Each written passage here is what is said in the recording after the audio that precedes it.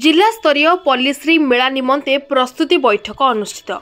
गजपति जिला पारलाखेमुंडी स्थित जिला परिषद सम्मेलन कक्ष आज बुधवार अपराह्न 4टा बेले जिला स्तरीय पल्लीश्री मेला निमंते प्रस्तुति बैठक अनुष्ठित हो जाइछि।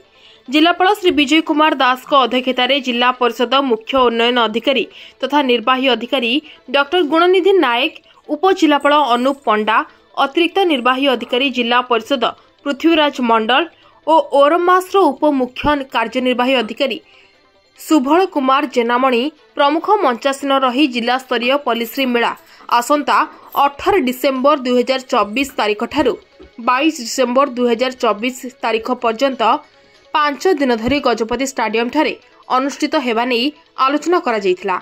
एही मेला रे प्रदर्शनी निमंते 200 रु ऊर्ध्व गोटी स्टॉल खोला जिबाकू स्थिर करा जायथिबा बेले एहार परिचालना नेई आलोचना करा जायथिला।